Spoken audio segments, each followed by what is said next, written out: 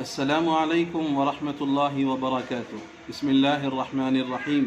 الحمد لله رب العالمين والصلاة والسلام على سيد الأنبياء والمرسلين وعلى آله وصحبه أجمعين. أما بعد. محترم ناظرین و سامعین، آج ہم رمضان المبارک کے ایک اہم ترین عمل روزے کی نیت سے متعلق کچھ مسائل کی طرف آپ حضرات کی توجہ مبذول کروانا چاہتے ہیں۔ یہ بات ہم سبھی جانتے ہیں کہ دین اسلام میں جو بھی عمل آپ کریں اس کے لیے نیت سب سے اہم اور سب سے ضروری چیز ہے۔ اللہ کے رسول صلی اللہ علیہ وسلم فرماتے ہیں انما الاعمال بالنیات، کہ اعمال کا دار و مدار نیت پر موقوف ہوتا ہے۔ تو ہم رمضان کے روزے کی نیت کس طریقے پر کریں اور کس انداز پر ہم اپنے روزے کی نیت کو ادا کریں، آئیے اس سلسلے میں چند مسائل آپ حضرات کی خدمت میں پیش کیے جاتے ہیں۔ رمضان المبارک کا روزہ صحیح ہونے کے لیے نیت ضروری ہے۔ اگر روزے دار نے نیت نہیں کی تو اس کا روزہ نہیں ہوگا۔ اچھا، پھر یہ سوال ہے کہ بھئی نیت کیا چیز ہے؟ تو علماء نے لکھا ہے کہ نیت ارادہ قلب، دل کے ارادے کو کہتے ہیں۔ اس لیے اگر کسی بندے نے دل میں صرف یہ نیت کر لی اور اتنا ارادہ کر لیا کہ میں رمضان کا فرض روزہ رکھتا ہوں، اور اگر کوئی خاتون ہو تو رمضان کا فرض روزہ رکھتی ہوں، تو اتنی نیت دل میں کر لینا کافی ہے۔ اگر زبان سے کوئی چیز ادا نہ کرے تب بھی دل کا یہ ارادہ روزے کی نیت کے لیے کافی ہے۔ ہاں، اگر وہ دل کے ارادے کے ساتھ زبان کے الفاظ بھی استعمال کر لے تو یہ بہت اچھی بات ہے، بہت بہتر بات ہے، لیکن اگر دل سے ارادہ ہو جائے تو پھر زبان سے ادائیگی الفاظ کی کوئی خاص ضرورت نہیں ہے۔ یعنی ایسا نہیں ہے کہ اگر وہ ادا نہ کرے تو روزہ نہیں ہوگا، روزہ منعقد نہیں ہوگا۔ دوسرا مسئلہ، رمضان کے روزے کی نیت آپ صبح صادق سے پہلے یعنی سحری کرنے سے پہلے والی رات میں بھی کر سکتے ہیں، اور اگر آپ نے اس وقت وہ نیت نہیں کی تو صبح صادق کے بعد زوال سے پہلے یعنی زوال کا وقت شروع ہونے سے پہلے تک بھی آپ نیت کر سکتے ہیں۔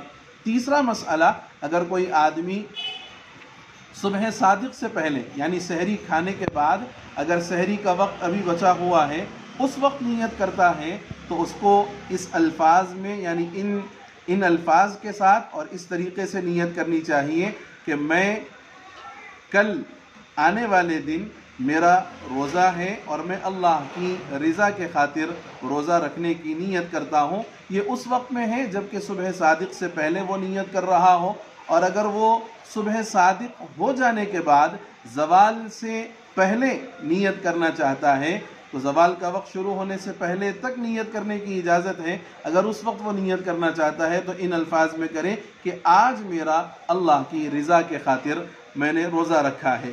ایک مسئلہ اور یہ سمجھ لیں کہ سحری کے لیے اٹھنا خود یہ روزے کی نیت کے قائم مقام ہے، اگرچہ کہ آپ نے زبان سے کوئی لفظ نہ ادا کیا ہو، لیکن آپ کا سحری میں اٹھ جانا یہ خود بھی روزے کی نیت کے قائم مقام ہے۔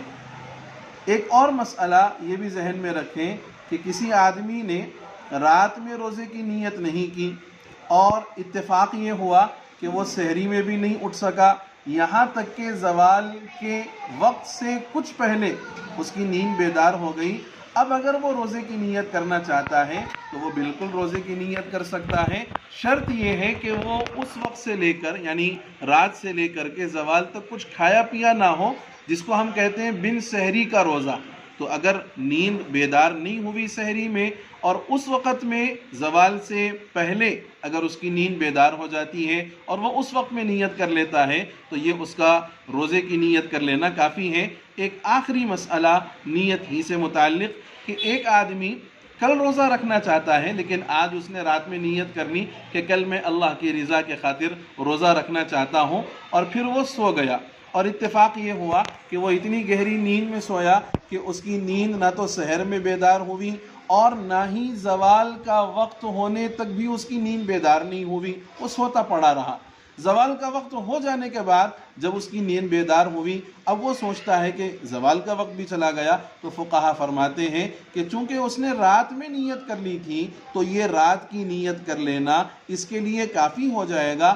ہاں البتہ یہ بات ہے کہ یہ آدمی سحری کی نیت، سحری کی سنت سے محروم ہو گیا۔ اوپر والا جو ہم نے مسئلہ بتایا تھا اس میں بھی کہ وہ رات میں تو نیت نہیں کیا لیکن زوال سے پہلے بیدار ہو گیا، زوال سے پہلے وہ نیت کر سکتا ہے، یہ بھی سحری کی نیت سے محروم، سحری کی سنت سے محروم رہا۔ اور وہ آدمی جس نے رات ہی میں نیت کر لی تھی اور زوال کا وقت ہو جانے کے بعد وہ بیدار ہوا، وہ بھی سحری کی سنت سے محروم رہا۔